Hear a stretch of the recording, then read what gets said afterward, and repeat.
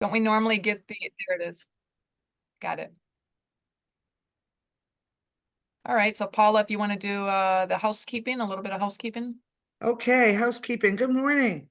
We just started recording. So we're going to place everybody on mute so that we can get a good recording for those that can't attend today. You'll be able to unmute yourself at any time, though we do suggest you use the chat box today because we expect quite a few more people to join us. If you put your questions in there, we're actively monitoring it. And that's all I have for you. And welcome. So great to see all of you at our last coffee meeting of the year. Thank you. Thank you, Paula. Mm-hmm. And like Paula said, is welcome to all of you, and thank you for joining us. It's nice that. Oh, unmute yourself, Tracy. Sorry about that. You got muted when I muted everybody.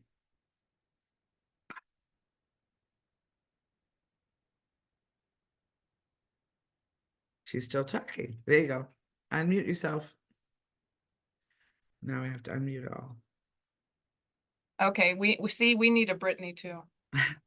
No, when I hit the button, it muted you, and I meant to warn you. That was my fault. All right, so we're ready to go. So as I was saying, is welcome and thank you everyone for joining us. It's nice to stay indoors as it's very chilly here in Chicago, but as expected, the end of December.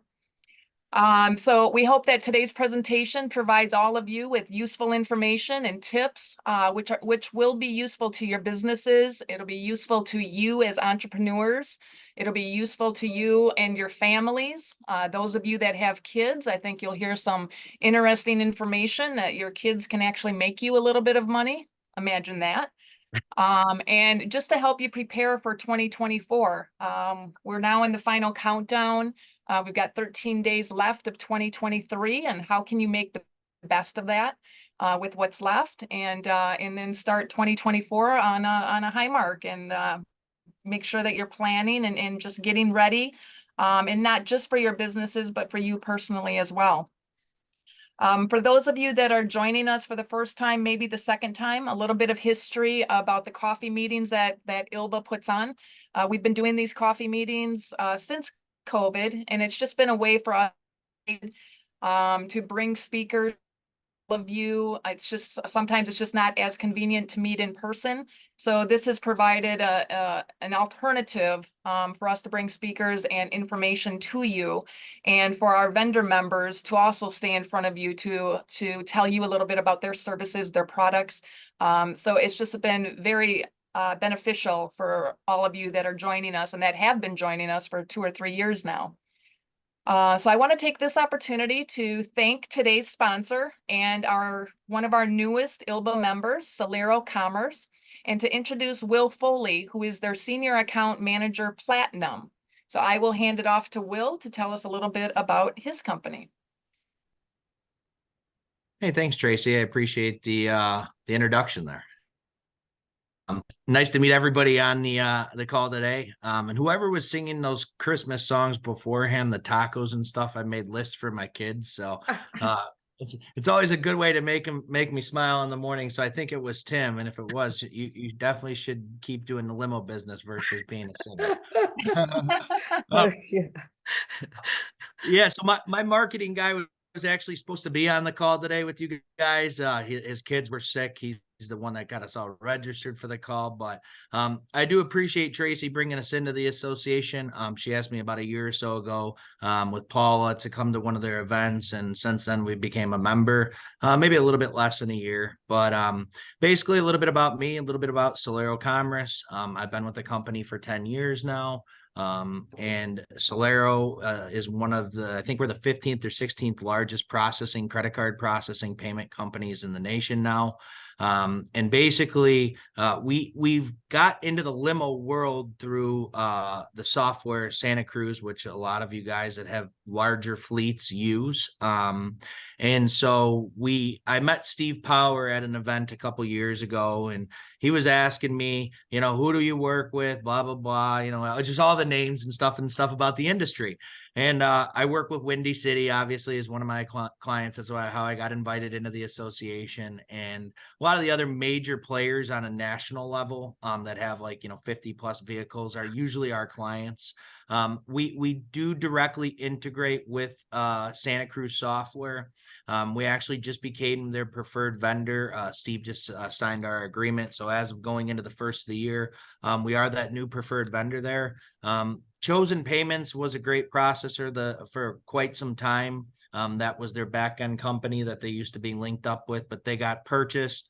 And there was just a lot of different rate increases and just different things in the people's billing that they weren't aware of.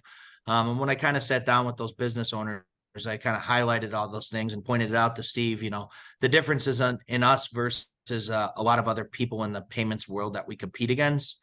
I'm sure if you guys all have, credit card processing in the business, the statements can be very confusing.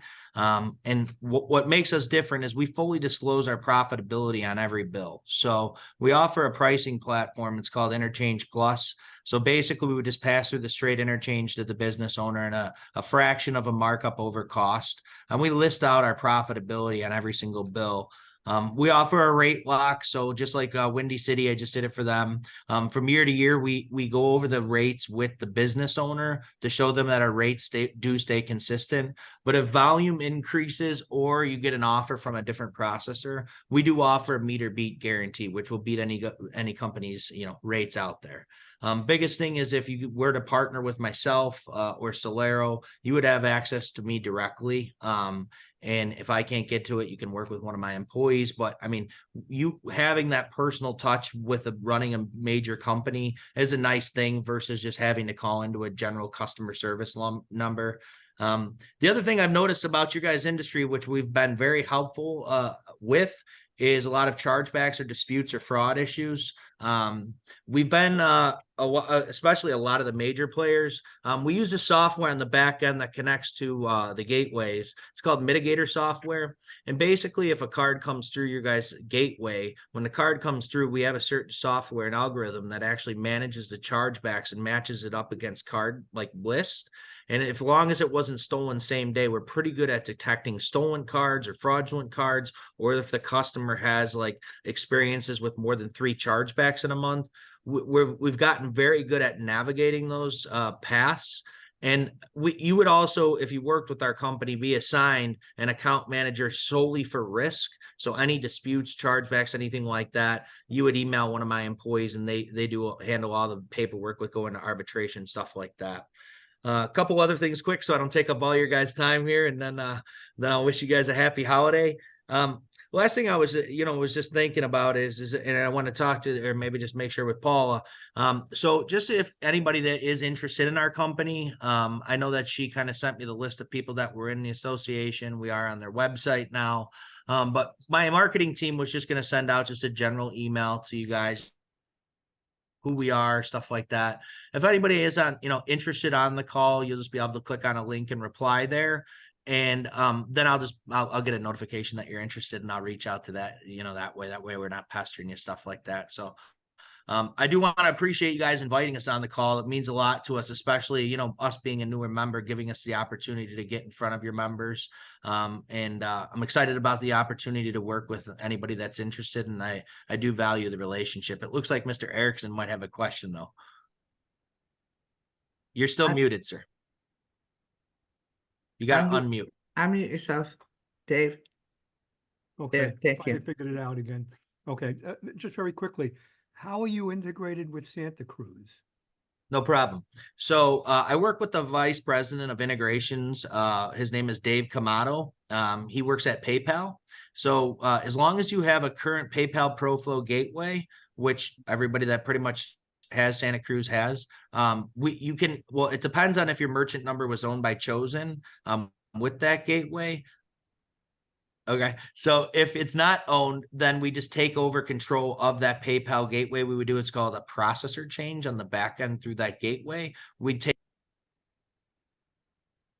I didn't mute him. How did he get muted? Yeah, Sorry okay. about that. You hit the button. Okay. To answer your question directly, Mr. Erickson, we integrate through a PayPal ProFlow gateway, and we do what's called a processor change in the back end of that gateway.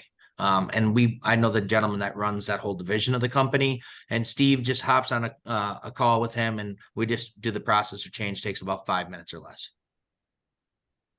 And that was a good question. Will, do you know if there's any talks of Santa Cruz eventually integrating directly, or will it always go through the PayPal gateway? It will always go through the PayPal gateway. The reason due to the fact is I tried that with Steve. Through integration because we have our own gateway that we own. And so the reason that Steve didn't want to do that is because so if we own that gateway and then you wanted to switch to another processor, so let's say in like 3 or 4 years, we would own those like tokenizations and the cards and the customer that they have in like file. So it's kind of like anybody that's on the call that has Limo Anywhere, they've kind of forced you into their processor, and to leave them, then you would have to pay for those credentials to be transferred to somebody else. So Steve doesn't want to handcuff his people to a certain processor, if that makes sense. So that way it's always going to be a PayPal gateway up to this point, as far as I know. Got it. Got it. But just Okay. last thing real quick, I will send out that email. Anybody that's interested, I have a bunch of example statements. So most people want to come in and see your bill before that you send them what you're currently doing. I do have a bunch of example bills of other major limo companies I can send you via email ahead of time so you can look at our rates up front. We typically are usually about 20 to 30% less than what you're paying, and all of our technologies and features and benefits usually bring enough value to get people to switch. So I wish you guys all happy holiday. Does anybody have any questions for me? We had one more question from Travis. Yeah, yes, thank you, Paula. Two questions, actually. The first is, if you want to transition over to your company, what's the onboarding process? And then secondly, equally as important, you mentioned Chosen. I don't know what because I missed a little bit of your opening speech, but what's your relationship with Chosen Payments? So we're a direct competitor to Chosen. Okay. So Chosen Payments is no longer in business. The owner of that company sold their portfolio to I think it's Aurora Payments. Aurora. They got purchased. And if you guys look, anybody that has Chosen, if you look on your bill from September and then also of April of this year, there's a paragraph on each one of those. They added 5 basis points across the board over your interchange costs, and they added a new per item fee. The reason is they're private equity owned, and their job is to increase the shares for the shareholders. So there's no rate locks, nothing like that. So we've just been successful. I probably switched about 40 or 50 accounts from Chosen Payments. Getting back to your question, the other question you had, Travis, about the onboarding process. So we'll integrate or onboard with any software out there. Any Limo Anywhere users, they won't want us in. But any other software that anybody else has besides Santa Cruz, we have open API keys. So as long as the software you have allows us in, or let's say you have authorized.net as your gateway or whatever it may be, we can get into that software. And so it's not that we're just like processing for Santa Cruz. That's just a lot of people that we usually target because they're major corporations, right? But yeah, I mean, if you have a smaller fleet with 5 vehicles and you have software we can get into it, we'll still give you spectacular pricing with, world-class customer service. Awesome, Hey. thank you. Thank you very much, Will, and that was a good question, Travis. Will, before you leave us, unless you're more than welcome to stay, but before you leave us, if you wouldn't mind putting your name and your contact information in the chat box, so anybody can copy that and get in touch with you after the meeting or going into the new year. And I do see that we have some other vendors on this call as well. So I just wanted to give a friendly reminder. I know we've sent a couple of blasts out. On January 9th is when ILLBA will be having our holiday party. So we are looking for sponsors. We've got a few different things planned. It's going to be a dinner at Carlucci's in Rosemont, so it's close, it's nearby for everyone to join us.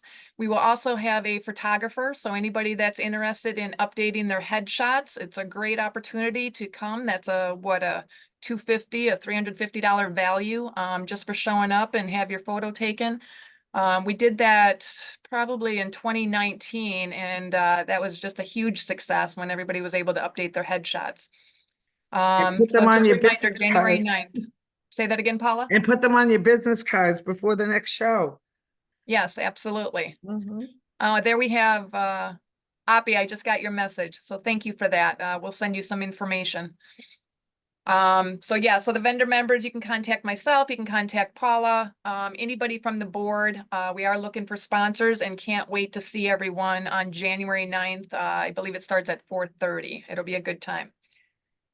And with that being said, after we hear from today's speaker, Becky, the board will facilitate a brief roundtable chat about what's next for ILLBA and its membership. So this is an opportunity for all of you to share with us types of information and educational sessions that are of interest to you, so that we can find speakers in the coming months and to get them ready for you and to coordinate more educational sessions for all of you. So I would like to introduce our board of directors to you. We've got Kaya Armagan from Flash Limousine and Buses, who is also our treasurer. We have Bill Battisti from Nationwide Bus Sales. We have Beth Cox from Cox Livery Service. We have Paula DiBiase from Chicago Coachworks and is also our secretary and executive director. We have James Jordan of Lux Tux Transportation. Lynn Kafkes of Galaxy Limousine. Michael McDaniels of Shriver Transportation Insurance, Art Rento of Pontarelli Companies, who also serves as our vice president, and we have Brian Sheely of Epic Limousine. So that is your board of directors who works very hard for you every single month. And if you have any questions and would like to serve on some committees, we're getting ready. Like I said, we're planning for our holiday party. And then we're also going to be getting ready to start planning for our July 30th, 31st Great Lakes Transportation Show. So anybody that wants to be involved in planning for that show, please contact us and we will make sure that we find a committee for you. So now we are ready to hear from Becky from Boston. I've known Becky for a number of years and have always been impressed with the information that she knows. She's not only a limousine owner, but she's also a CPA. So it's been fun watching her and the different chapters that she has gone through. And so in talking with Becky, and is we're going to gear the presentation to what all of you want to hear. So when you hear something that Becky might say, don't hesitate to post a question in the chat box, raise your hand, the 3 dots in your upper right hand in your video screen, you can raise your hand there. We want this to be interactive, and Becky she'll take the presentation wherever you want to go. If you want to keep it, just geared and focused on the limousine industry and what's available to you, that's where we'll stay. If you want to take it, what's great for your family, what about your kids? If you're looking for passive income and how to generate passive income, of ways that Becky can take this presentation. So make sure you let us know what you are interested in. So at this time, I would like to introduce Becky from Boston Laramee. Becky has established All Points Limousine in 2008 and currently manages it alongside her daughter, Brittany. Alongside this successful venture, Becky has helmed numerous other profitable businesses, including an accounting firm, a bar, a garage, and holds several rental properties that generate valuable passive income. She has actively contributed to various regional associations, including serving as a board member on the New England Livery Association, and participates in community organizations within Massachusetts. Leveraging her substantial success as an Amazon Delivery Service Partner, DSP, venturing into producing educational shows across the nation for Amazon DSPs. So at this time, it is my honor to turn it over to Becky from Boston.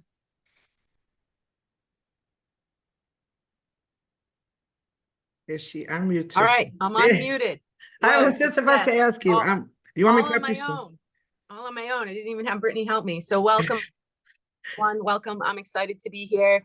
I absolutely love to share the knowledge that I've gained over the years in being a business owner. The limo industry has given me many, many wonderful things, including, Tracy and friends, as well as knowledge. So it's a horrible thing to keep knowledge in your brain and not share it with the rest of the world. So that's why I've started educational series, and we're doing some amazing stuff sharing what we know. So first, I don't know if everyone knows how to raise their hand, but I kind of want to get a feel for the folks that we have here. So, how many folks in the room have children under the age of 18? Just a couple. Okay, just a couple. So we have some tricks of the trade under 18 to help you save some money. And then how many are like 1 to 5 car operators. Okay, so we have a sprinkling there too.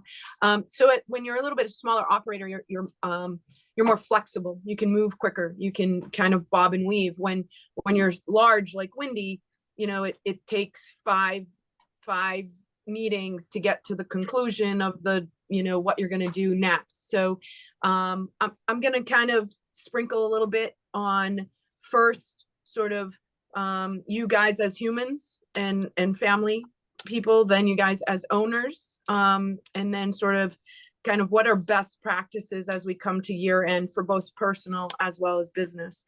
So I don't know if you can do the presentation for me. Yes, I can. Put it up. Yes, Excellent. ma'am. Hold on one sec. And I was wrong when I was talking about raising your hand. I thought it was the 3 dots, but it's down at the bottom, the icon where it says reactions. You just click on that reactions and then you can raise your hand, and then we're able to see that you have a question or a comment. And I'd really love to be able to have this be interactive, because it's a presentation, right? So there's a whole bunch of information, but if something really kind of tickles your fancy and is something you get like a little bit more information on, let's share it with the group, right? Because I'm just going to give you an overview. I'm not going to dig down deep into any specific topic because it might not value the whole group. So we can just go to the next slide. That's who I am, a serial entrepreneur, as many of us, always trying something new. I don't know what happened to it. Hold on a second. Okay. It went So snap on me. basically what we're going to do today is we're going to talk about best business practices, a plan for the future. And then at the end, I'm going to talk about tax strategy. And then when we get the presentation uploaded, some of the best practices, I'll just kind of, jump in as we're getting the screen loaded. So some of the best practices, listen, I know that not many of us love numbers. Well, I love numbers. I literally I dream of numbers. So, so one of the things that, I've been to, hundreds of shows, right? And in every show you hear someone say, listen, you should probably know how to read your balance sheet. You should probably understand what your P&L is. And right now at year end, before 12/31, your profit and loss is very important, right? How much money did you make? And how much money are you going to get to keep? So it's all great. We try really hard to make money. But at the end of the day, if the government's going to get 37% of that, did we really make money? So strategy becomes part of that conversation, making sure that you review that balance sheet throughout the year and that P&L throughout the year. Very, very important. And the reason that it's so important is because you can make changes throughout the year that you don't have to jump and go buy 5 cars this week because you're at the end of, you're at the end of the year. Now I got to spend money, hurry. Strategy's better. Plan. Have a plan and work your plan. Okay. And we can just go right to slide 3. I don't know what's happening, but there you go. Slide 3. Workers' comp and insurance liabilities. You have some insurance folks on here, I saw. So this is something where you should probably be talking to your agent at least, midway through the year and before you get to year end. You should review these. You should absolutely be reviewing workers' comp. I find mistakes in workers' comp reports all the time. I help small businesses with many, many, many things. And workers' comp is one of our biggest expenses. So why wouldn't we just take a look at it? We'd just take a look at it. And let's see, insurance liability. Be a consumer of your insurance. So when we're talking about your insurance for your vehicles, and again, I don't want to get into the nitty gritty, but do you really need windshield coverage on every single vehicle? What if you didn't carry windshield coverage and you ended up getting 1 or 2 windshields throughout the year that had to be replaced, but you saved $6,000 because you took off windshield coverage? So when I say, kind of monthly review, we're always in a hurry at the end of the year. It's, oh my God, it's the end of the year. We got to hurry up. We got to finish books. How much did I make? Do this throughout the year. And that's a better practice than on fire at the end of the year. Oh, shit. It moved on. I moved a button. I'm sorry. Did I hear me? I'm sorry. Don't touch it. Don't touch Between it. the 400 So, people trying to come in, my apologies. No worries. Best business practices, make sure that you do an annual review with your CPA or your bookkeeper or accountant or whoever that helps you with your books, and take a look at where you are right now in October and November. By the time we hit December, now we're all on fire. So best practices is to review these things long before the year is over. Really, best practice is to have a plan and work your plan throughout the year. So if you're a multi-million-dollar company, you can't come to me at the end of the year and say, oh, I need to get rid of $500,000. Like that's just not, that's not smart business, right? So work the plan throughout the year. Proper entities, if you're going to start to get into other things, make sure that you don't just go, oh, I'm going to do an LLC. Everybody thinks an LLC is so sexy. It may not be the right entity. If you're going to start something new, maybe you do a car wash, maybe you do a garage, maybe you rent cars to, through Turo. Just make sure you create proper entities, file your taxes on time. Don't do what the tax lady does. My taxes are not filed on time, but file your taxes on time. And just, take time today, because tomorrow's going to come. So take time today to plan for that. And then some other good things to do. You can go to the next slide. Nope, that's not the next slide. That's the next slide. Perfect. Build relationships within your infrastructure, right? So you're doing that right now by being on this. But important relationships are, make sure you have a good accountant, someone you can call mid-year and just ask silly questions to. A local bank for our industry is or a leasing agent, like these folks, you can just call them up and say, listen, really need a bus, really need a car. Don't have to jump through the hoops of a Bank of America or a TD Bank. Those kind of banks are really not friendly to small business owners, because we don't look good on paper the same way a W-2 employee does. Having an attorney on you only need one attorney, because that attorney knows all the other attorneys. Okay, so you just need one. Make sure that you have somebody you can call. Just ask quick questions to. I see insurance brokers here. Have a broker that you can just ask questions. These guys know all the answers. We don't. So use good resources. The local community, I sit on a Discover Central Mass board where we are bringing folks into Central Massachusetts, trying to build up tourism here. And I get to learn from all the other people that are on this board. One lady owns a ski place, another owns a go-kart place, another, right? So we got hotel. So it's nice, even other transportation companies. So it's nice to be able to get connected with a local community. And then your peers. You can see here, this is the peer group that Tracy and I are in. And we were visiting Google and learned from the community around you. So one of our members had a connection with Google. So we got to enjoy some time learning what that big company does and how it works internally. Join a chamber, B&I group. These are all great best business practices. I wasn't really sure how mature the businesses here are. But even if you're a mature business, when's the last time you went out and did some selling? I like to sell. I really like to get up on a pedestal and kind of make sure everybody knows, what we have to offer. So when's the last time you went out and did something outside of what you're currently doing?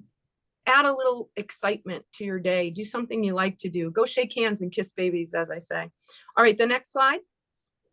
Becky, before you go to that slide, I'm wondering if you could touch, I think it was the previous slide. Yep. And you had talked about, Balance sheet. obviously working your plan throughout the entire year, not just at the, not just December and like, oh my gosh, my taxes are due and I got to start working on that. But talk, since we do have 13 more days, is talk a little bit about Rule 179, if there's anything that can be done before the end of the year, or, okay, I didn't plan soon enough in 2023, going into 2024, how should we be looking at? So Trace, that's kind of the last slide, all the tax strategies. So great question. You're jumping ahead, but great question. This is just some basic best practices to remind you that, just to remind you of best run We all run these businesses and we're running like a million miles an hour. You know, did you build a will? Did you build a trust? Nobody's getting out of this life alive, right? Have you put stuff in place to make sure that if you fall and bump your head tomorrow, is the plan, maybe you have a great plan, but did you tell anybody about it? Does anybody know what's going on? So make sure you have a power of attorney, a healthcare proxy through an attorney, not through your doctor, because that doesn't work. Make sure you have a will. We all have seen in the past few months and that some of our industry leaders are passing away, and they're leaving, and what did they leave behind? Let's make sure that your kids or your grandkids or whoever's going to take over doesn't have to figure it out, that you've already put everything in place. I like to tell my kids the reason that we have a family living trust is because I'm sort of a bossy lady and I want to tell them what to do even after I'm gone. Okay, so that's like the reason that I have a living will and a living trust, because I already put everything in place and they're going to follow the directions even after I'm gone. Certain houses they can sell, certain houses they have to hold on to. Hey, I just died, right? They're probably going to be sad. So now I don't want them making silly decisions that don't fit into the plan that I've created for their generational wealth. And that's something that all of us should be thinking about, generational wealth.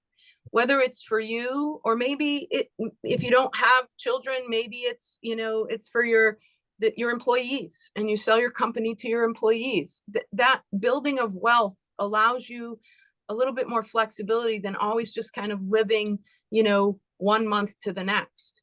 Pick some maybe long-term rentals, short-term rentals, get into venture capitalism. Like, that is crazy. Like, if you have a little extra money, you can help other small businesses and you can invest in them. And, it's almost, it's almost like hard lending, but you're the lender. So what a great opportunity to make a little extra money. I don't really play in the stock market too much. Franchises, I think are, maybe not built for a limo person. Franchises are something that, they build it right out for you, give you the keys to the kingdom, and you're just supposed to run it. And nonprofits are something that, I think Dave Uzel owns a nonprofit, and it's just something that, hey, you could put your passion into, because you're really not looking to make money at it. So these are just some things that maybe when you're thinking about, hey, year end, we're all thinking about what does next year bring. These are, hey, this is a plan for the future. It's going to come. The future's going to come. Are you going to be ready? Or are you just going to let it kind of hit you in the back and not have a plan? So we can go to the next slide. And we are going to get to some really sexy stuff at the end. So I'm trying to hold your attention till we get to the end. Some other things. So I actually created this presentation for the Amazon DSP world.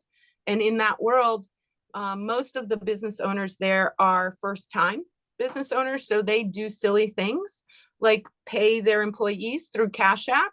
Please don't raise your hand if you do that. Just don't. Don't pay employees through any kind of an online app unless you're going to run it through payroll and pay them the net through like a Venmo or a Cash App.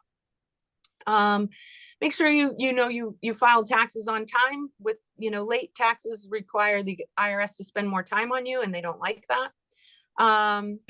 What else do we have? Don't wait for your parents to pass away. Have those tough conversations now so that you know what they want. I didn't make for this to be morbid, but talk to your accountants and your attorneys before you make big changes. A lot of times business owners, I'm like, oh, well, we're gonna start something, or we're gonna sell something, or we're gonna buy something. And they don't actually talk to anybody but their internal, inside their business. You should really talk to the external world. Make sure the attorney and the accountant are on board and they understand what your plan is. So in case there is a better way, they can kind of show that to you. Don't listen to your neighbors or hearsay or even TikTok. It's just a whole bunch of extra noise. There are good ideas out there, but again, you should, as you're planning, make sure that you check with those trusted people. Even if you have a good banker relationship, my banker and I have coffee once a month. Like, I love talking to that guy because he sees things differently than I do. And then know your plan and work your plan. If you just keep chasing fireflies, we're in December. Oh no, we're gonna chase some good opportunities to save taxes in the last 12 days. Like that's not a good plan. And it's going to wear on your heart, and it's going to wear on your relationships inside your home. And work your plan, have a plan, have someone work with you that can build a plan out. This is a whole new world, guys. This is a whole new world. When would you have ever thought Turo would have taken off, and you can buy cars and rent them to strangers, like Airbnb? Like, this is a whole new world. We're in the limo world. What else are we going to do? How else can we make sure that what you've built in your limo world can sustain these changes that we see? So we can go to the next slide. This is just a Go ahead. comment. It's kind of interesting to me because in my family, my brother-in-law is my accountant, and our attorney is somebody else, and my financial advisor is somebody else. And what's interesting is that sometimes I'll bring a project to them, I get 3 different answers. So That's it's great, Paula. It is great because everyone has a different point of view. The tax accountant has one point of view for tax exposure. The financial advisor is looking at my portfolio and saying, yes, you can sustain this, and there's ways you can borrow money, whatever it is. So I guess my point to the rest of you, if you haven't done it, Becky's absolutely right. You have to have these conversations, but don't be afraid. You're not going to get consensus. Even on my estate plan, we just finished doing it, 3 different answers on one thing. So I said, okay, guys, come together and tell me X. So I think sometimes we get afraid because we feel like, well, this guy said this and somebody else said that. And, it's definitely great to have all these different opinions. It really is. And then, Paula, that gives you all the data that you didn't have before the opinions came in, right? So Absolutely. tax accountant, investor, the lawyer, like, they all have different opinions, and they all have a good opinion. So you just take little bits and pieces of what each one of us says and make it into your own, and create something that will make your life better, will fit the goal that you see. So it's great to have 3 separate opinions. Very lucky to have that. You're Yes. very, very fortunate to have picked those kind of folks. Absolutely. So, so the next one, I think this is when we get into the sexy stuff. The next slide is all about tax strategies, right? So the next 2 slides are tax strategies, and we can kind of bounce around anywhere in here. And if you see something on the list you'd like to talk about, we can talk about any of it. If you do have younger kids and you own your company, you can take your money and funnel it through your own personal tax return into your kids, into lower tax brackets. They don't have a tax bracket because they don't have any money. So you can funnel money into their tax bracket, and then it's earned income. They do have to work. So whether they're shredding paper or washing cars, my daughter, her son, my grandson, he does shots, pictures for us. So he's 1, 2, no, he's 2 now. He's 2. Oh, he's 2.5. She's letting me know, 2.5. So we put him on all of our paraphernalia. I think I have one here. So this is a picture. I don't know if you guys can, we're on the other thing. So, but a picture of the little guy goes on our correspondence to our tax clients. Gotcha. I can pay him for that photo. That is an earned dollar. An earned dollar can then go into a Roth IRA. He didn't technically pay any tax on it because he's under the taxable bracket, and he did earn it. So it can go into a Roth IRA. So that's like the perfect scenario where that money will never, ever, ever be taxed. Kind of it's not a huge amount of money. You can only do $7,000 a year, or $6,000 for his age bracket, but it's a little something to avoid taxation. Self-directed IRAs, that's like a really sexy thing. Where your whole limo company could be owned by your IRA. So any money that your limo company makes wouldn't be taxed. It's inside an IRA. You get the money out by paying yourself a dividend, or you pay yourself a W-2. But any money that the company makes, you don't have to worry about taxability. It's inside your IRA. Opportunity zones, there are a lot of them in the United States. If your company happens to be in one, there are some additional benefits locally for you guys. HSAs, that's another sort of small nickel and dime kind of thing. But if you have a health insurance program that is a high deductible, you can put $3,600 away into an HSA tax-free. It doesn't actually have to pay for health insurance stuff. It can actually be a retirement fund as well. Rental reimbursement. I don't know how many of you are S corporations and you own your company and you have your home office and you're an S corporation. So an S corporation cannot have a home office. It doesn't have a home. It's a corporation. So for you to be able to take a deduction, you can reimburse yourself as the employee, and that is a deduction to the corporation, and it is just a reimbursement to you, so you don't pay tax on that. The company's just giving you back money you've already spent. Passive income. I love passive income. It's cheaper, right? So passive income is your rental properties and any other kind of rental adventures. So you could rent parking spaces to Amazon warehouses. You could rent your car to a stranger. You could rent, Airbnbs. There's a lot of different things now that people are renting.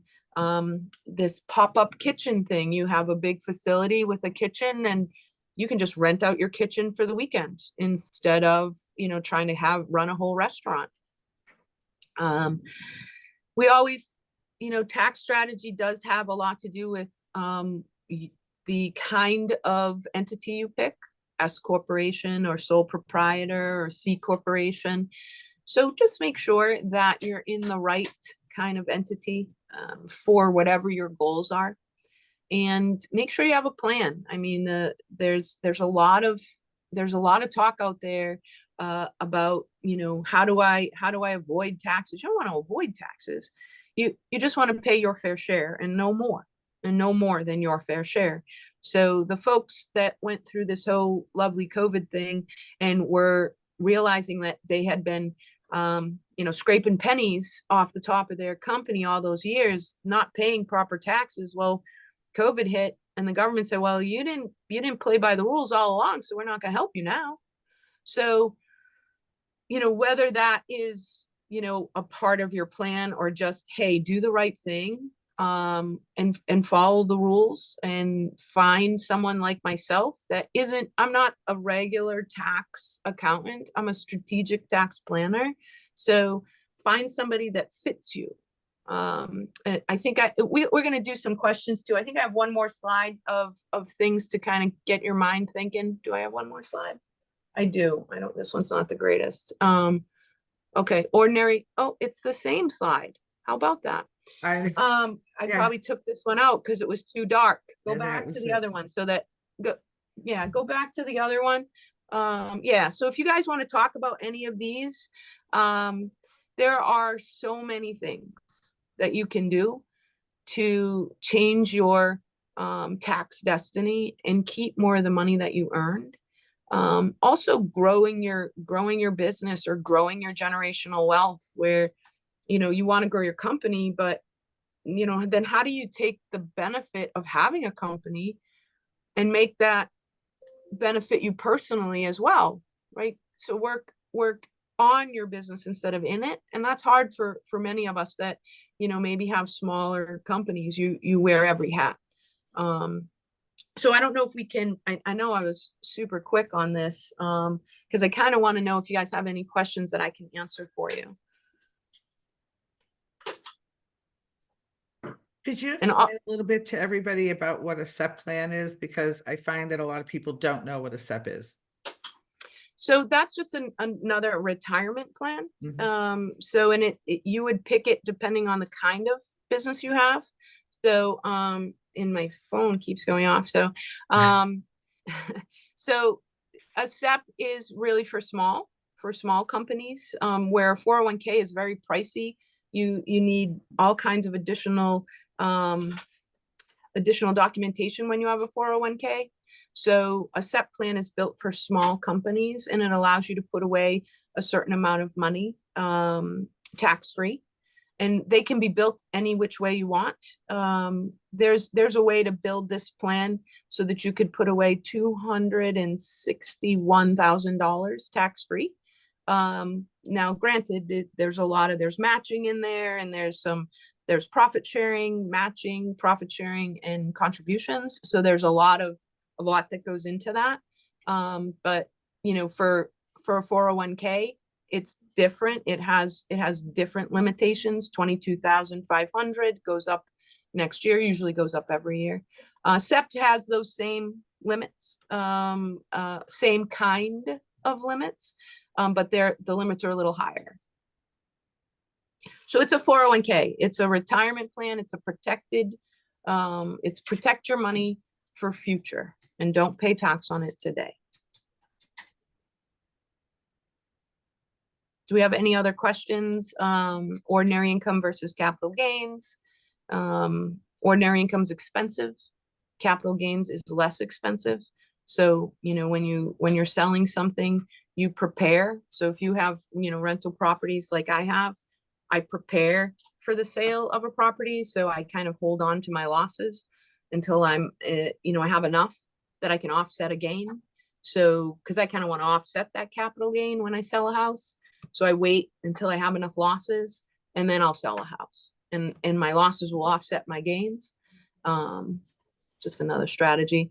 And I can only see the page, so I can't really see anybody raising their hands or anything. And Paul, are you in charge of that? Yes, and Tracy too, but let's see if I have anybody here. Yeah, I don't see anyone right now. If there's anything you could talk about regarding Rule 179, and then also, going through COVID, as we had all of those different programs, the EIDL, the CERTs, ERTC, PPP. What do you see within the industry where operators are putting those funds, and maybe they're putting them on the balance sheet, or they just put them in the wrong spot on the chart of accounts, and it's affecting on how they're receiving financing today? We'll start with 179 because you had mentioned that earlier as well. So the 179 deduction sticks. It still stays around. Bonus depreciation is going away though. So we were able to use bonus depreciation against any kind of machinery, anything at all, where 179 was limited to the size of the vehicle and the purpose of the vehicle. But 179 is staying. And that is, when you use 179, it still looks like your company, or on your K1, it still looks like you made a lot of money. But at the end of the day, the 179 reduces it on your personal tax return, so you don't pay tax. And you can put equipment in there. You can put your tire machine in there. You can put vehicles in there. And you can choose. 179 is only available in the year in which you buy the unit. It doesn't matter if it's a used unit. It's only available when you first purchase it. So you can't do it in year 2. You have to do it in year 1. And then you decide. So say you buy a bus for $250,000, but maybe you only need $127,000 the deduction. You can take 127 and put it into the 179. And then the remainder of that bus value can go into just traditional depreciation over a period of 5 to 7 years. So the 179 has always been a very good tool to be able to lower tax burden. And it's something that you can use at the end of the year when you're on fire, right? You're on fire end of the year, and all of a sudden your accountant said, listen, you made $500,000. You're going to have to get rid of this money, or you're going to pay $250,000. That's a lot of money to pay. So you use 179, you buy a vehicle, you buy 2 vehicles, maybe you buy a fleet. And that 179 will completely take care of your tax obligation. And in my mind, people say, well, I don't have any money to buy vehicles. Well, you can lend, you can, as long as you have healthy lending. You don't want to have too much lending, but you can lend yourself. You can go to the bank and, get a loan for these vehicles. And folks talk to me all the time about, oh, the interest rate. And I'm like, listen, 1 or 2 points is not going to crush you. It really isn't, because you're going to pay 37% in taxes. So if you spend $100,000 with a bank and say they charge you 10%, you're still ahead of the game by 27%, because that 100,000 you spent, which wasn't your money, they lent it to you. You actually are going to save 37% in taxes. You'll pay them 10. So you're still up by 27%. But you know, caution here is to make sure that you don't get too in debt. And that's when we'll kind of switch to the next topic, which is, you know, all of the money that the federal government was sort of handing out willy-nilly. And Tracy, as you said, you know, all these folks are, you know, putting this money all over their balance sheet in odd ways. This is a liability. I mean, if you received EDIL, that's a liability. And, you know, that money was cheap money. It was, you know, 3.5% over 30 years. That's cheap money. You ain't ever getting money like that again, right? So the way to be able to utilize that is, how do you take that money and make more than 3%? And I have my little grandpuppy over here yipping. So how do you make more than 3% off that money? Well, you need to invest it properly, and you have to understand you're gonna have to pay this money back. And every day it's earning interest right now. That money is charging interest. So it should be on your balance sheet, and you should have it updated. Well, we do it monthly here, but at least annually, you know, pull the report from the SBA website to determine how much interest you now owe on those big dollars. And listen, if you use the money wisely, it's not a bad thing. But if you used it to buy a big boat and a truck to pull it with, well, maybe that's not the best thing to use that money for. So I'm not sure, you know, the PPP is all done. I mean, that was a godsend. You know, the search is still up in the air as to how the IRS wants to deal with that. Right now, it looks as if it's going to be taxable. So that's a son of a gun. The EDIL, the ERTC, that is 100% taxable. So I hope you all received it. It is shut off until January 1st, but I don't know if the government's going to turn it back on again. It was just rancid with fraud, just so many fraudsters. We here at my firm, we probably did, I don't know, maybe 300 or 400 companies, just trying to help them get the money for hardly nothing. So, because people were just taking advantage. But listen, if you got the money, you have to go back to the year in which you got the money, and you have to amend your taxes. And hopefully you have a carry forward loss, because this is the industry of loss. So hopefully you have a carry forward loss. But you have to, I don't care what anybody told you, I don't care what TikTok told you, I don't care what anybody told you, you have to amend your taxes and pay tax on those funds indirectly. So the government loves to use smoke and mirrors. So you don't actually pay tax on the grant money, the money they gave you. You pay tax because they were giving you back wages.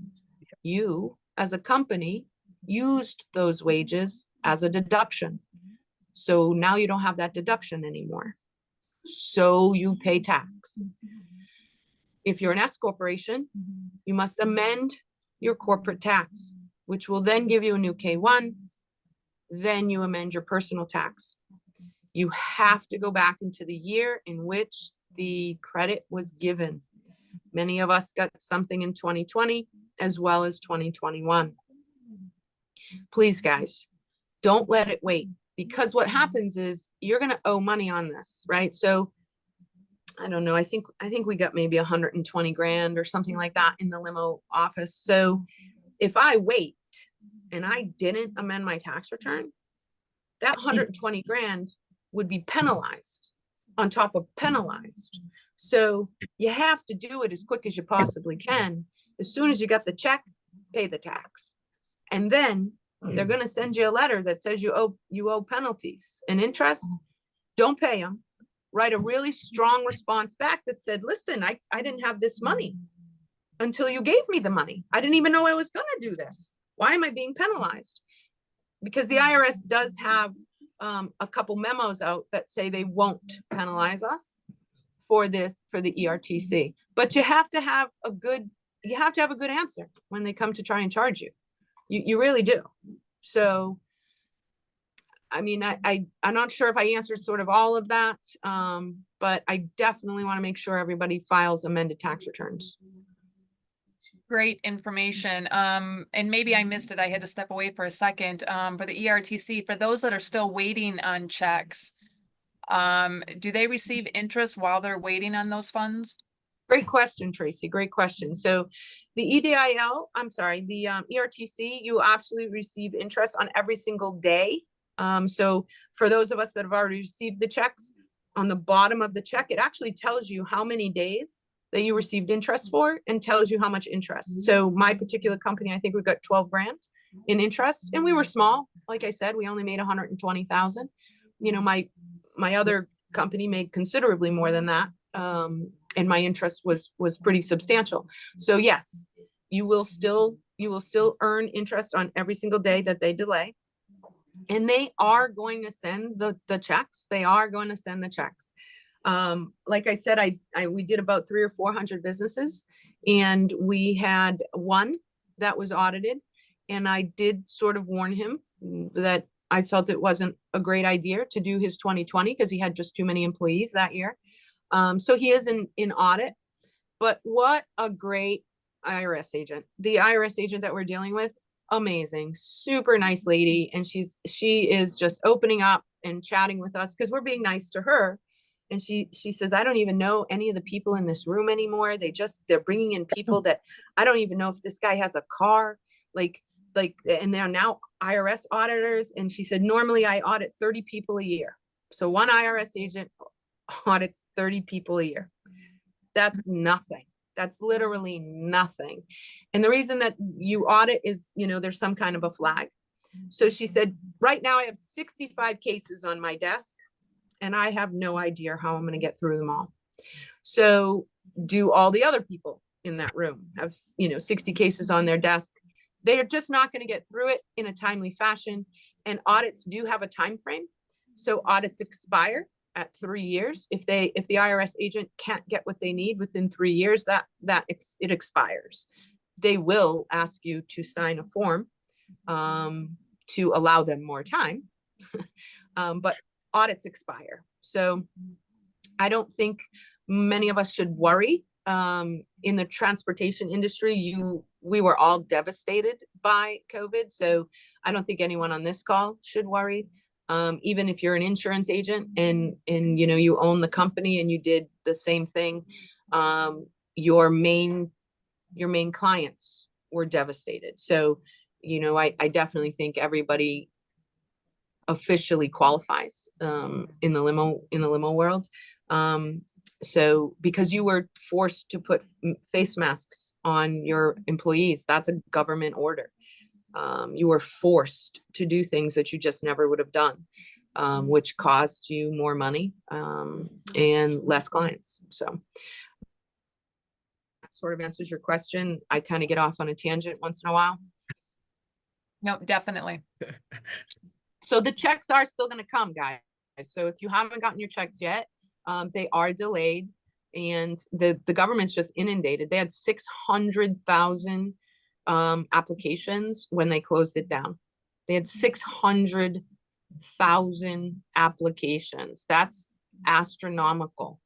That's like a whole tax season, right? So I don't know if they'll turn it back on, in 10 days. Of course, all the people in the world that are doing, bad things are thinking it's going to get turned back on.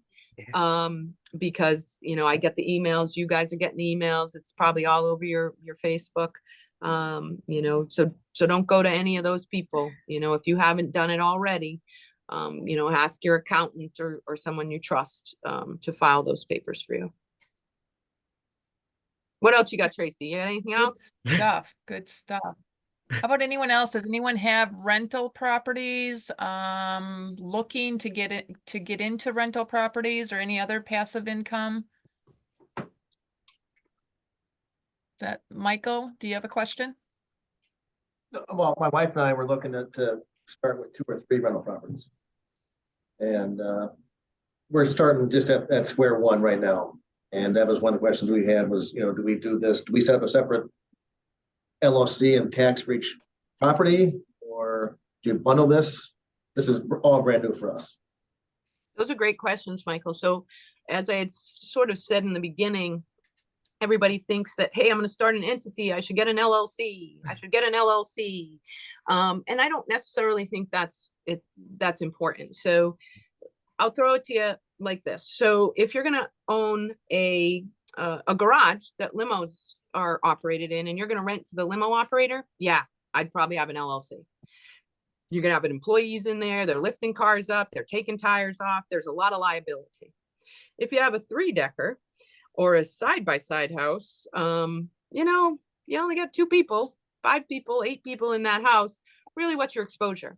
So your exposure can be covered by your insurance. You buy good insurance. I always recommend, even to anyone in this room, make sure you have a blanket policy, some kind of umbrella, right? Just in case, but insurance, right? So that is all anyone is ever coming after. If someone does a slip and fall and tries to take it all they're taking is your insurance. They've taken your house. It's got a mortgage. They don't want that house. They just want money. So the money is covered by the insurance. If you get into sort of a higher number of rentals, you can bundle them together under an LLC. And that can, look a couple different ways. If it's you and your wife, that LLC would actually be considered a partnership. And if it was just yourself, maybe you own one and then your wife owns another one.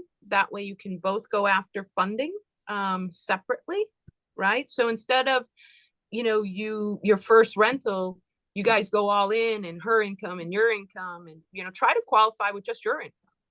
Now that loan is under just your name. Now we got your wife over here. Maybe we can, when's the last time she bought a house? Maybe she's going to qualify for first time home buyer. Because if you haven't bought a house in 2 years, you qualify for that. It could be lower interest. I don't know what kind of life you live. Sure. What about a VA benefit for a mortgage on a second property? Oh my gosh. If you got VA, go. Absolutely. That is a God's gift. I mean, you did the time. You should get paid for it, right? So you can do it more than one time? You can use the VA benefit more than one time? Nah, it has to be a certain amount of time in between. Oh, okay. So I bought a house 17 years ago. Yeah. So, and it depends on if you still own that house, if you sold that house, and, talk to a couple different lenders. Don't always go with the first one. I don't love mortgage lenders. I love banks. So I had said in the beginning of my presentation, hey, you should get to know a banker. So when we're talking about rentals, you should go talk to your local banker. Just, the 1 bank or the 2 bank or the credit union, and get a relationship with them. They want you to have their bank account there, and they want your kid to have a bank account there, and they are relationship based. And in our world, everything is relationship based, right? So get a relationship with a good banker. Don't go to TD. Don't what kind of rates they're flashing at you. It is going to cost you an arm and a leg to work with them. They're going to have all kinds of, you got to pay a point at the end, and they didn't tell you that at the beginning. And, the banker wants you to stay there. They're probably not even going to sell your mortgage. They're going to keep it in-house. So that's where you go for a banker. I personally feel. Any other questions on that? Thank you. Okay. Staying on Michael's example, is this where we could talk a little bit about cost segregation and where that might help him, or? Well, Tracy, I don't know. That's sort of an advanced topic. So cost segregation, accelerated depreciation are, to me, probably the sexiest words I know, because they can just save you so much money, but it takes a lot to get there, right? So you're not going to do that like at the end of the year, right? You're gonna say, listen, over the next 3 years, buy 8 properties, and these 8 properties, we're going to do 3 as short-term rental, we're going to do 3 as midterm rental, and then the remainder will be as long-term rentals. And cost segregation is a way of sort of like we depreciate a bus, a car, we depreciate the whole thing. You can't really do that with a house, but you can strip it of everything inside the house, segregate that out, use bonus depreciation. So might sunset if bonus really does sunset bonus depreciation, hoping with a change in the government so that we kind of get back to something where it's a little bit more about building wealth rather than whatever you consider the current landscape to look like. So the current administration sort of doesn't believe in building the wealth and depreciation and all of that. They look at it as tax breaks, and they look at that as evil. I don't think tax breaks are evil. I think tax breaks make it so that you spend more money. So if you give me a tax break, I save a little money, I'm going to spend twice the money I saved. So then the government's going to get twice what they would have gotten if I didn't get the tax break. So I believe bonus depreciation should stay, but we'll just see whatever administration comes in, whether they feel that, they should repeal some of that and keep bonus depreciation. But for now, cost segregation is tied with bonus depreciation.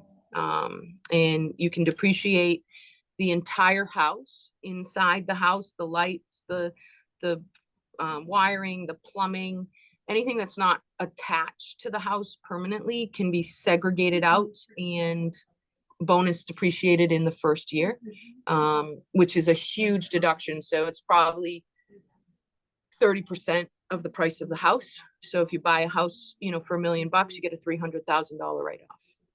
And you can't do that unless you've planned for it, and either you or your spouse is considered a real estate professional, not a broker, but a professional. And those are, again, very advanced rules, hours worked inside the rentals, hours worked, categorized for short-term versus long-term. So very complicated stuff, but for me, it's like exciting. I follow a lot of accountants. I follow a lot of, STR people, short-term rental people, just trying to find the best place to strategically position my assets. So. The feds have mentioned reducing interest rates first quarter 2024. Do you have any insight as to how that would affect our industry, the rental industry, with interest rates being reduced? Does it matter? I think, you expect interest rates to come down in the year of an election anyway. So where anybody that works that market we're sort of already ready for it. Like, I know it's an election year. Interest rates are going to come down. I know that, right? So, and I think, they're raising interest rates. They call that fiscal policy. I think they have obtained what they wanted to obtain with the fiscal policy. They stopped the spending frenzy. People slowed down their spending. And that's what we see in the housing market. People slowed down buying houses. If it costs 10%, you're not buying a house. And there aren't really a lot of houses still left on the market still, because there was a big stop in building houses. So if you think that, we build houses constantly, nonstop, forever and ever, but then all of a sudden for a year and a half, houses stopped being built. So there's sort of a decrease in the inventory. Fiscal policy wanted less houses being bought up by people with money, and wanted the folks with less money and less resources to be able to buy houses. So the interest rates they're actually built differently right now. So if you have bad credit credit, you can get a much lower interest rate than someone like me that has good credit. So this was a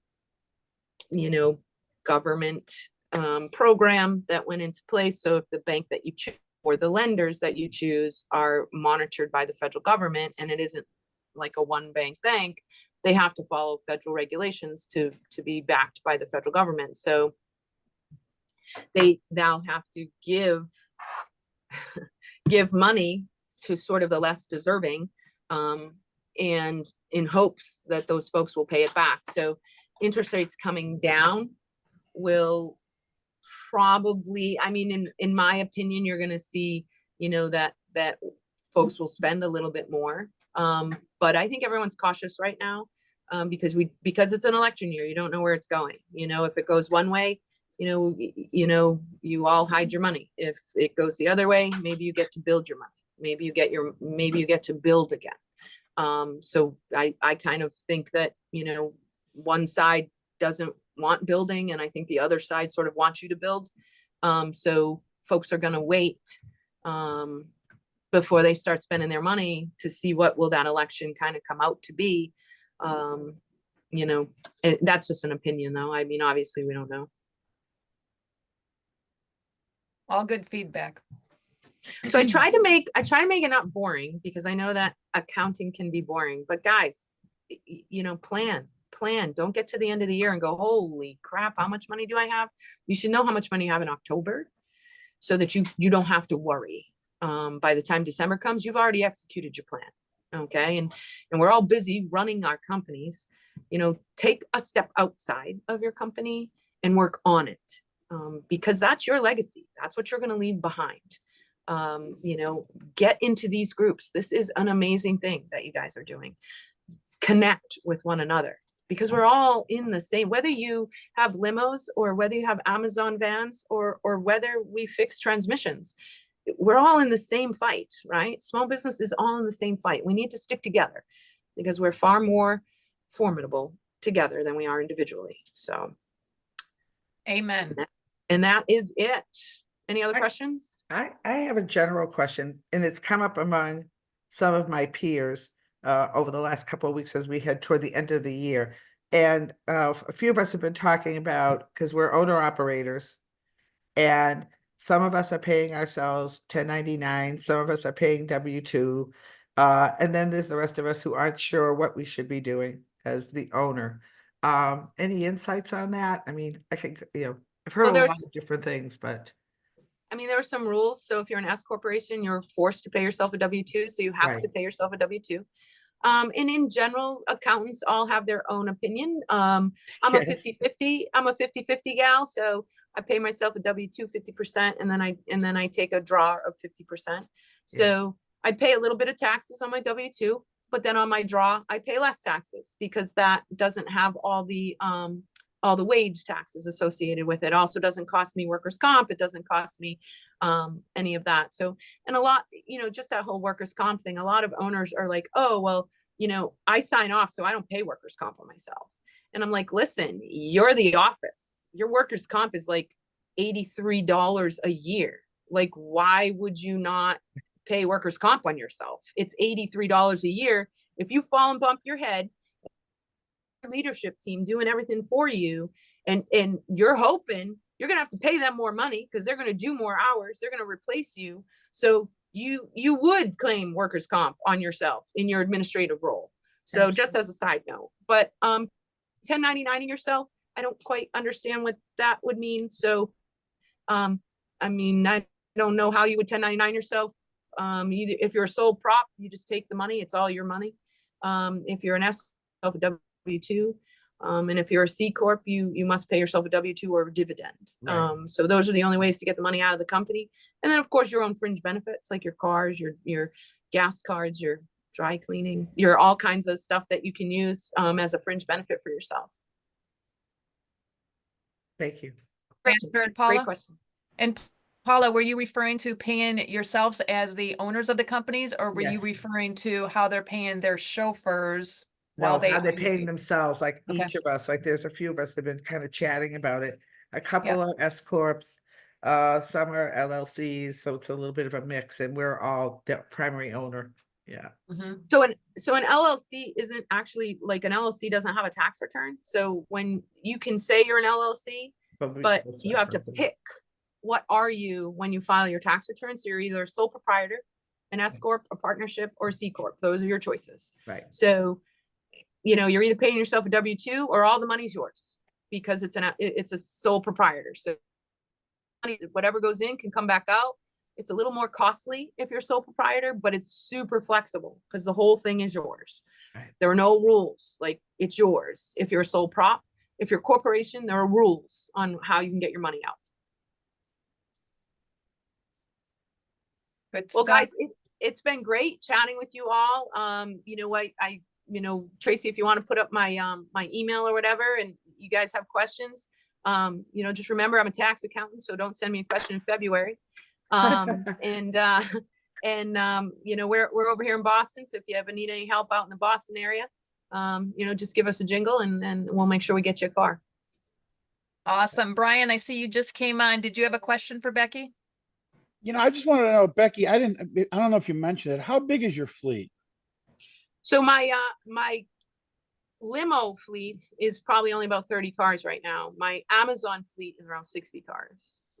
So Okay. Amazon came in, and so we sort of were decimated. I actually think I'm down to 28 actually on limo, because we just got rid of a couple, but we are really a lot of bus work. We do a lot of stuff with the colleges. We have very few sort of car stuff left, but I'm hoping to get into the big bus, but I'm a little nervous on that. So, but thanks for the question, Brian. You got into Amazon because of the pandemic, right? Oh yeah. Oh yeah. That was a really good move. Yeah, Renzo from Texas kind of got me in because of the group Tracy and I are in together. And I'm like, I don't deliver packages. I deliver humans. I don't deliver boxes. Packages.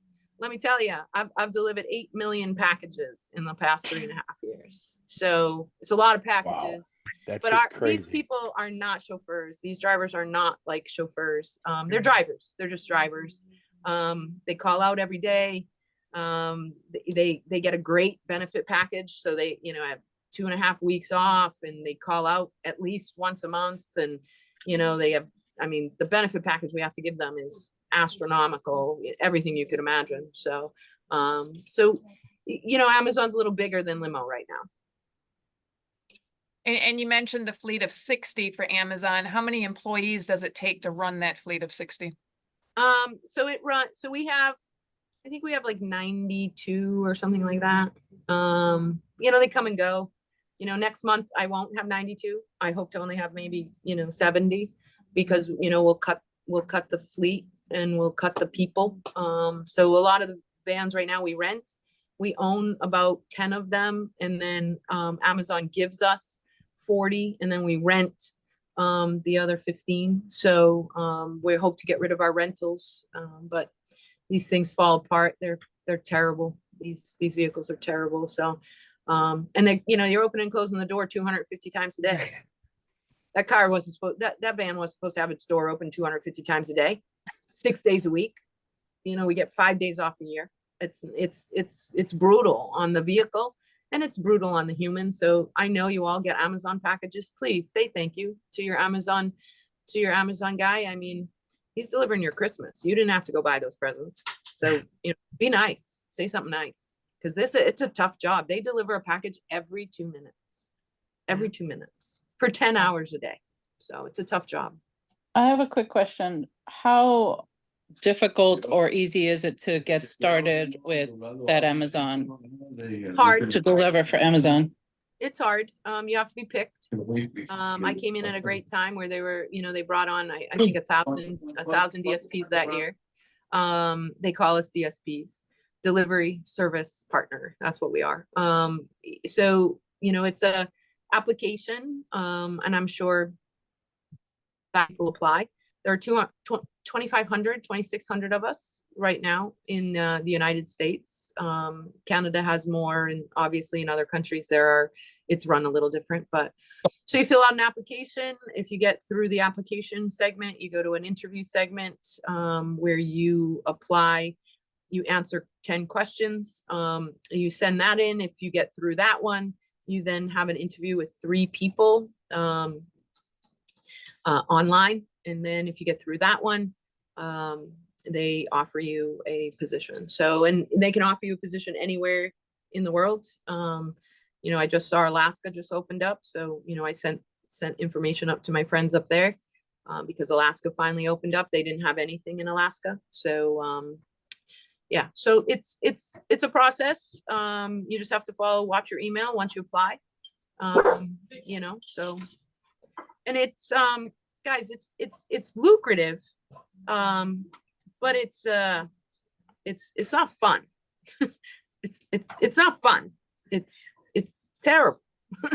My people get eaten by dogs, and you know, one of Renzo's guys shot 2 dogs because he was being attacked by 4. People are horrible. People that order packages is just horrible. You sick your dog on my person, like, just, so it's hard, and Amazon is on you.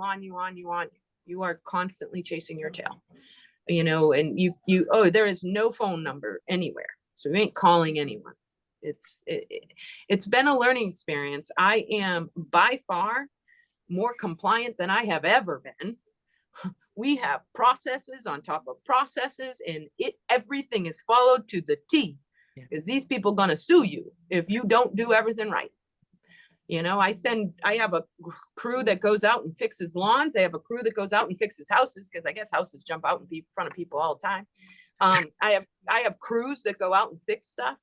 So it's been an interesting adventure, and I'm on it because it is lucrative. But very difficult, very difficult. I wouldn't try it. I What's the wouldn't worst expect thing? it to be for the casual person that wants to Oh, pick up no. side work. Oh, And no. we have an owner operator in the area who started just before COVID, and he went from Oof. 1 van to 5 in about 3 months. And he said the same thing you're saying. It's like 3 weeks, actually. You Yeah. do one, they give you 5 right from day one, and then you're supposed to, by the end of 6 weeks, you're at 20. Yeah. So that means 40 employees in 6 weeks. So we hire more people than I can even tell. Every single day we hire people. Yeah. So last year I ran about 65 people last year in 2022, and I did 295 W-2s for 65 Wow. people. Yeah. 295. They just ghost you. It's just the weirdest. Yeah, it's really weird. So, but we can talk about that maybe another time. I can't talk too much about it because, you know, contracts, all that stuff. Right. Just apply if you think you got the bandwidth to try something new. Just apply, you know, or buy a rental, or, you know, do something, you know, so that all this hard work you're doing in the limo industry, that you still get to have fun too, you know. Absolutely. Excellent. What's All right, easy? we are definitely over the hour, actually about an hour 20. And we promised Becky, Dave a minute. oh, sorry, I didn't see that. Yes. Yep, and just because I do have another meeting, but quick, Dave, what do you got? Unmute yourself first. Unmute. Dave. You're muted. Dave, you're muted. I sent him to ask to unmute. Okay, here he goes. Okay. Thank you. Okay, Dave. Frankly, I've been blessed in business and life. My wife is my partner, and I've been able to multitask, all right, my business with my passions, all right. And basically, in years, I've put together part of my multitasking, besides business and family and everything, has been setting up and managing the Limo Patriot Ride the day after the chauffeur driven and excuse me, not LCT anymore, and the National Limousine Association convention is over on March 6th. So on March 7th, to benefit the Semper Fi America's Fund, it's basically the Marines and the rest of the armed forces. And I picked them specifically, all right, for donations, because they have been rated 95, 96, 97% go to the end user who needs it the most. And that to me was the most important thing, all right, besides it being the military and giving back. Basically, it's a day ride, all right, if you're not like crazy like I am, who's an extremist on motorcycles. Okay, we also have local affiliates that provide either a luxury bus or a van or something to take people around that don't ride motorcycles. All right. And it's a beautiful ride out to the Valley of Fire. It's a day ride, an hour outside of Las Vegas. All right, we have lunch afterwards and go back to Vegas. So it's a nice short trip. All right, and we do ask anybody that joins us to donate at least $100. Now, if you don't go, you don't. I'm going to be sending out email blasts to as many people as I can. Okay, even if you can't make it, we'd appreciate whatever donations that you make towards the cause. All right. So if I can also get the mailing list for the association, that would be a beautiful thing also. All right. Thank you. And there is nothing easy in life and business. If that's anything that I've learned, that is the actual truth. All right. Well That's said. all I gotta say. Thank you, Dave. And Becky, I know you've got to run to another call. Thank you so much. And most importantly is thank you for sharing your knowledge with all of us. And we truly appreciate it. Well, thank you Becky. guys for having me. Thank you and have a Merry Christmas, everyone. Yes, You happy too. holidays. Okay, Thank you, bye-bye. everybody. That's awesome. Dave, wanted to go back to you. Sorry about that.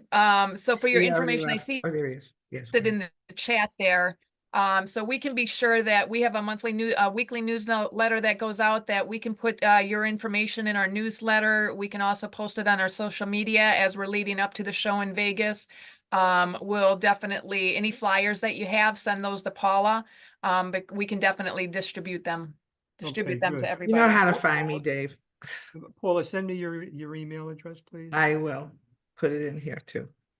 All right. No problem. Awesome. And I know we're coming up to an hour and a half, and I'm sure a lot of you have other things to do, but if there's anything that anyone wants to talk about regarding Chicago, regarding the airport, anything that you've seen, we just had a meeting with the airport, what was that, last week, I believe? Yes, we did.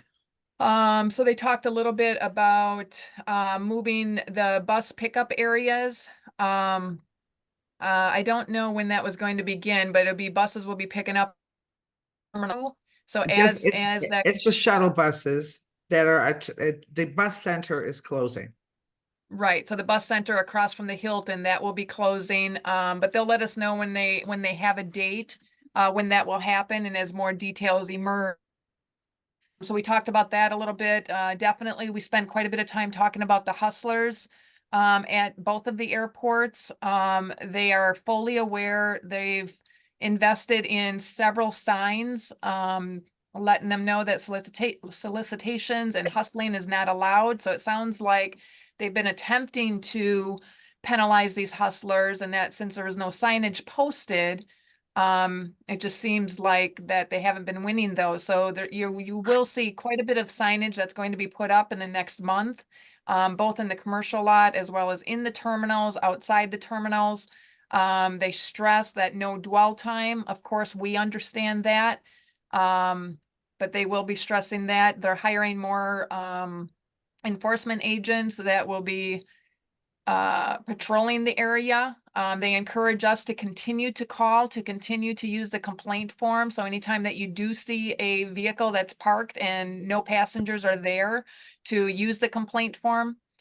We also talked about the booth and the technology in the booth and how, it's a backup, when the person has to come and scan their badge just to reactivate the booth. We talked about that. They are coordinating a follow-up meeting where the technology company will be on the call so that we can fully explain what's happening, that it's not as efficient and seamless as it's supposed to be. So again, that's all feedback from all of you. So we encourage that feedback, but more importantly, we encourage the feedback to go directly to the airport, which is using that complaint form and using the phone number so that they're hearing from all of you and not just from a few of us. Anything else? Paula, did I miss anything regarding No, that? you're meeting? gonna see signs, there's gonna be about 60 different signs all over the airport, because there are issues not just with limo right now, but with taxi as well. So you're gonna see a list pretty long. It's gonna be hung in every terminal, as well as the two lots. They're going to extend the time in the CBHA lot for you if you need to use Effie's or the restroom to 15 minutes.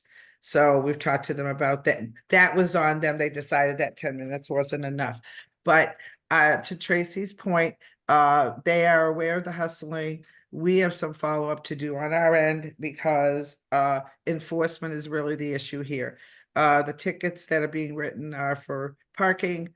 They really couldn't answer us specifically about who actually can write the hustling tickets, and it appears it's CPD. So there's more conversation to go on, but just a heads up, in August, there will be some traffic disruption at Terminal 5 as the flyover has to be completed. That's adding the second story to the parking garage.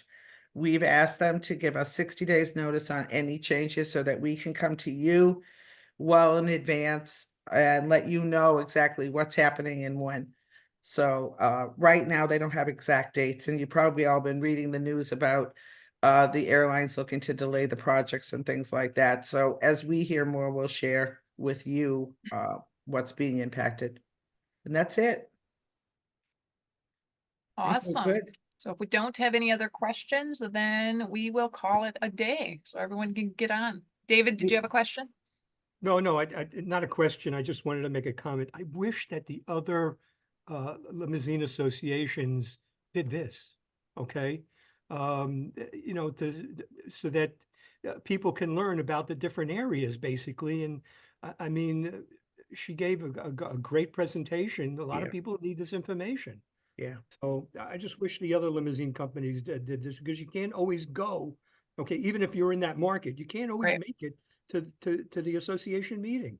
And this is a convenient way to do it. Well, we have several people on here today. I mean, Lynn's from Davenport, Iowa, and Derek's out in Hartford, Wisconsin. They're not going to drive in here for a 2-hour meeting. Mm-hmm. Um, We got so Tim from yeah. Kansas. Yeah. Right, and to Tim from Kansas, who's always here. I mean, that's why we started it, not just because of COVID, but our membership is growing. We're picking up a lot of operators from the region, so it's important for us to have these little conversations. You know, and I think more important, those of you that are familiar with 20 groups, is you realize the benefits that happen when you're in a 20 group. Is all of a sudden you get to know your group. It's very, very confidential.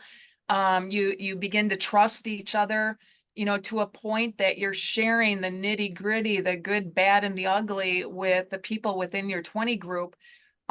So having Zoom meetings like this or being involved with your association, you're not sharing as intimately as you would in a 20 group, but you're still sharing the general overview of your business, whether it's challenges that you're faced with, you know, all of the stuff that Becky just talked about.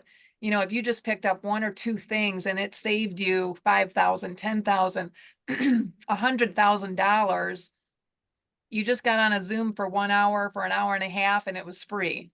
Right. I mean, that's worth its money in gold. And as you're going into 2024, you've got a few of these nuggets in the back of your mind. All of a sudden you get into January, February, March. It's like, oh my gosh, I remember Becky talking about that. Let me follow up with that group because I have an opportunity either for a rental or for passive income, or I want to buy a new vehicle. Is now a good time or should I wait?